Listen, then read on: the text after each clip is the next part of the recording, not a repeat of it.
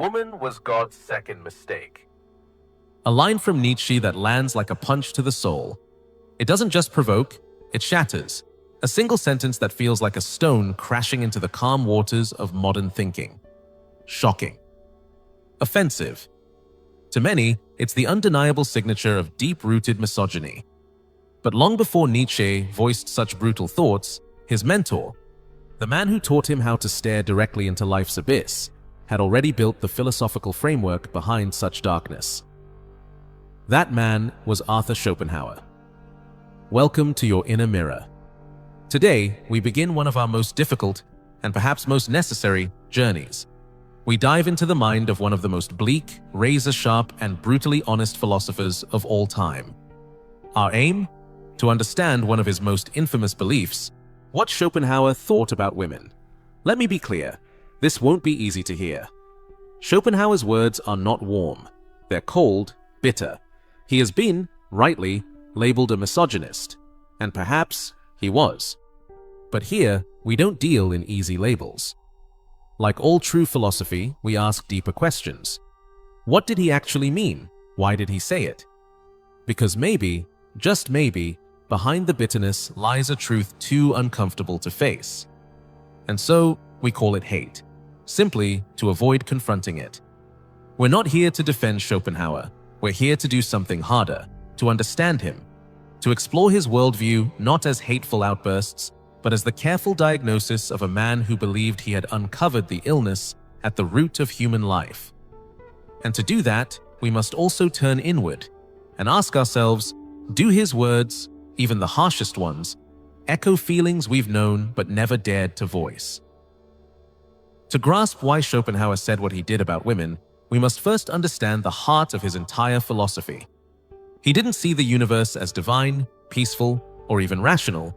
Instead, he saw it ruled by a blind, aimless force, a force with no logic, no mercy, and no destination.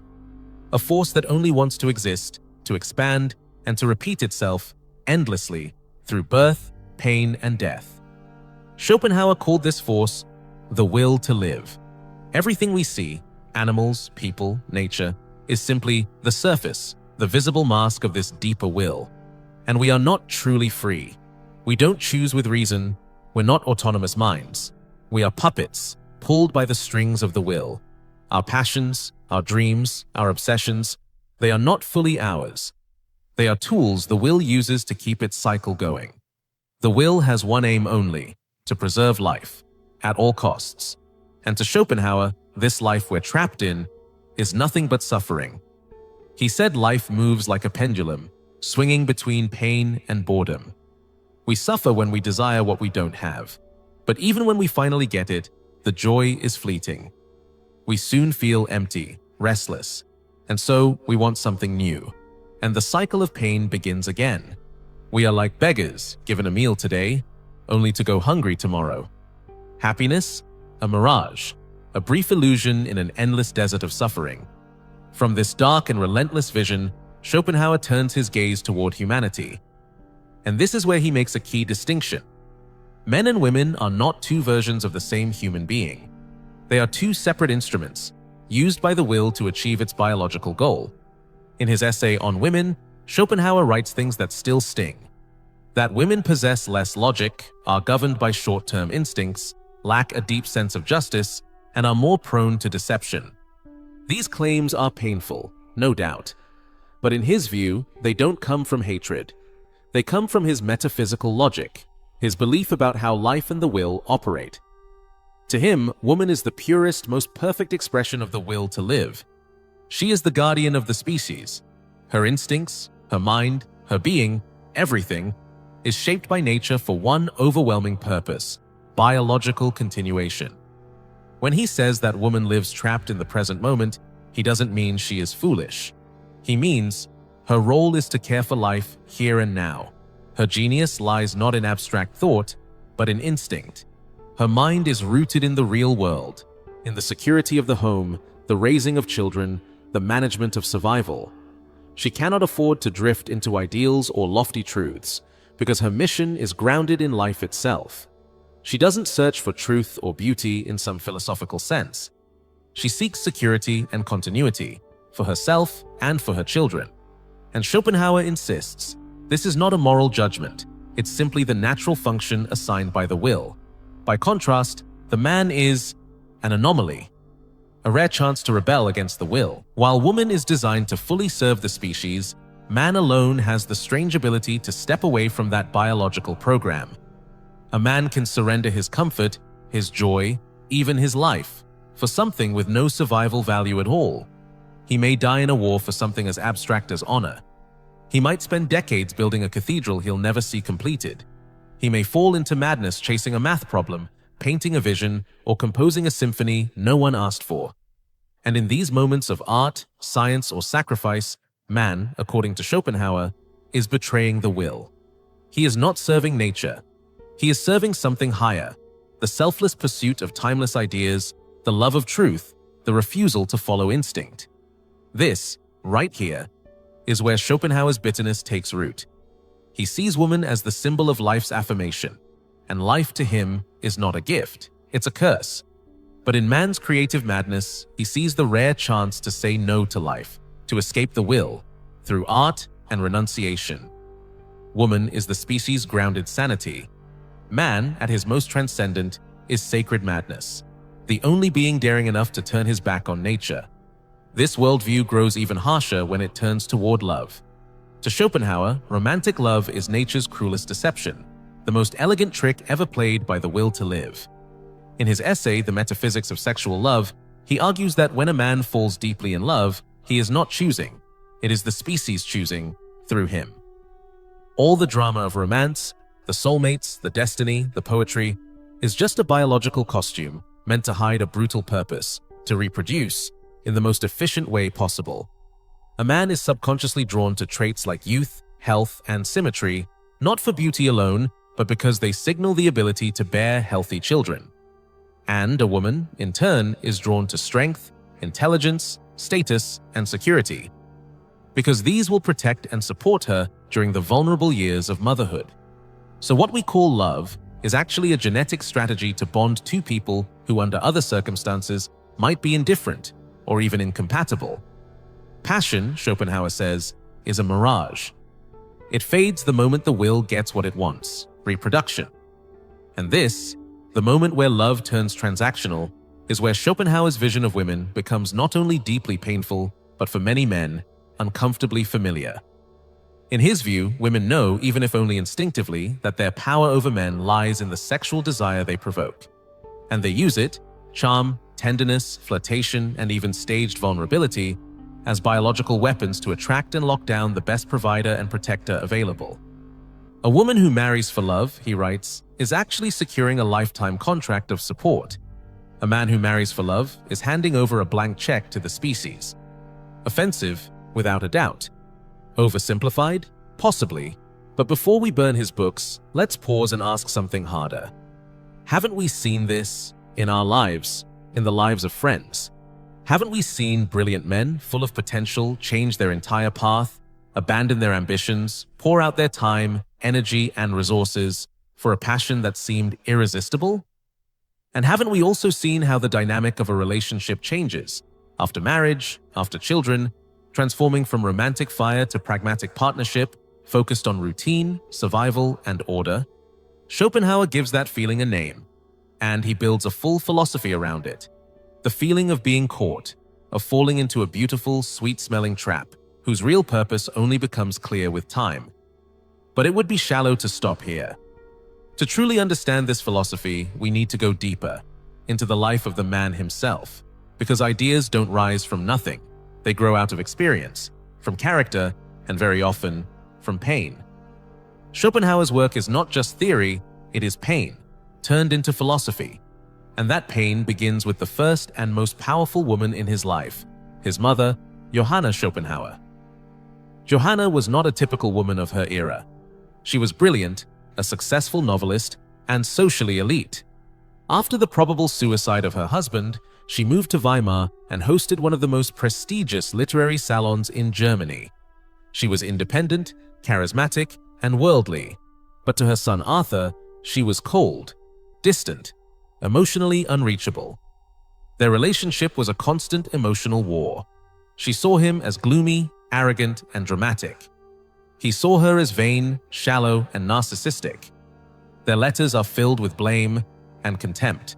So when Schopenhauer describes women as incapable of objectivity, interested only in the personal, full of vanity and performance, it's hard not to see the ghost of Johanna guiding his hand. His misogyny was not just philosophical, it was the bleeding wound of a child who never received his mother's love. That wound hardened into theory. A theory not just about his mother, but about half of all humanity.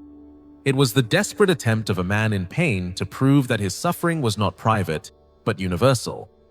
Understanding this doesn't excuse his words, but it gives them a tragic depth. It lets us glimpse the vulnerable man behind the so-called philosophical monster. And it leads us to one of his deepest insights. Hinted at all along, Schopenhauer didn't just hate women. At a deeper level, he feared them. He feared them because he saw them as the most effective agent of the very thing he most despised, the will.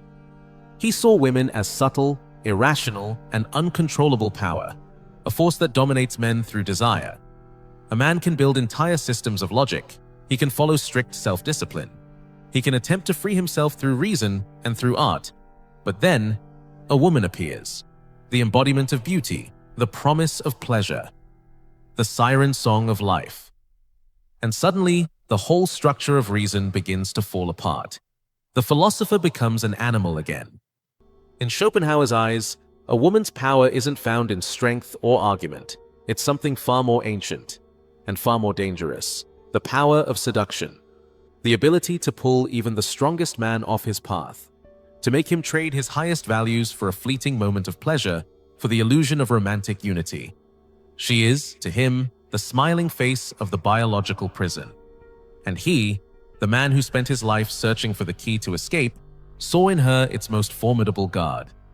And it's here, in this brutal warning about the power of desire, that the old pessimist from Frankfurt, despite his bitterness and pain, speaks with a voice that still feels disturbingly real.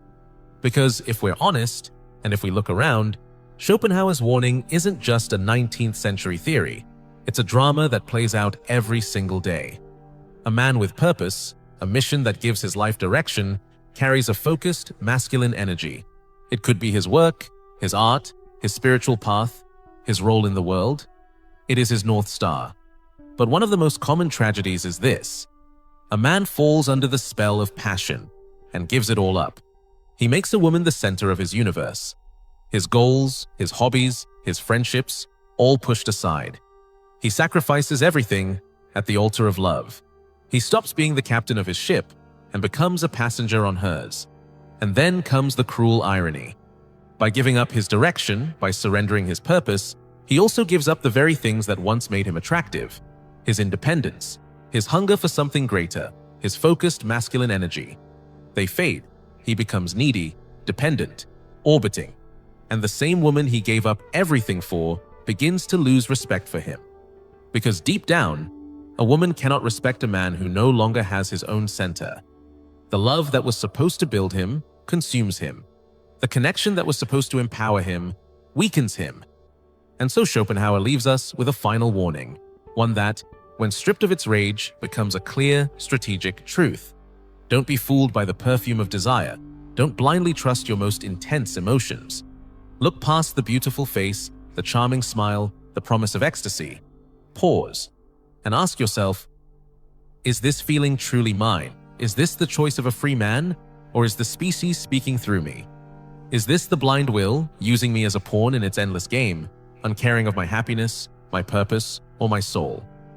This isn't a call for emotional coldness. It's not about rejecting love, it's about walking into it, with open eyes. It's about realizing that inside you, two forces exist. One is the individual, who seeks meaning, growth, and mastery. The other is the animal, programmed only to reproduce. The wise man isn't the one who denies his animal nature, but the one who knows it, respects it, and doesn't let it take the wheel. A man who knows himself, who knows his mission, who stays true to his path, can love deeply, but not from need, from fullness. He loves a woman as a companion on the journey, not as his destination. He invites her into his world, but never abandons his own to live in hers. His love is a conscious choice, not a biological surrender. He understands that his worth doesn't come from her approval or affection, but from his own integrity, his loyalty to himself. Schopenhauer's philosophy is a bitter medicine, hard to swallow. But sometimes the bitterest medicines are the ones that heal the deepest wounds. His words force us to confront the idea that even our most sacred emotions might be part of a biological illusion. They push us to question our deepest drives. And they offer a path, a way to a higher kind of freedom. The freedom to not be a slave to your instincts. In the end, we don't have to accept his darkest conclusion, that life is only suffering and that denial is the only escape. But we can and should accept his warning.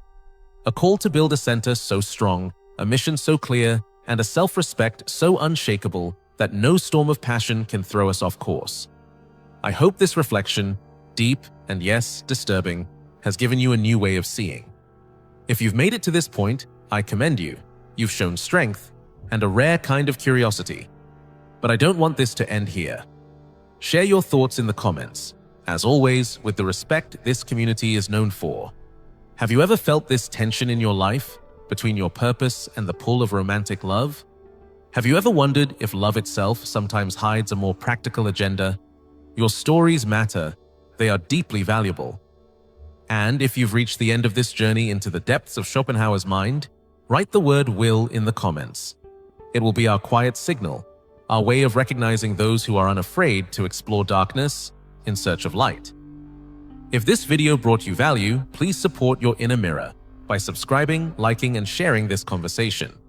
Your support helps us keep exploring these hard but necessary truths. And remember, this isn't about fearing women, it's about understanding nature, and more than anything, understanding and mastering yourself. Until next time, hold your center.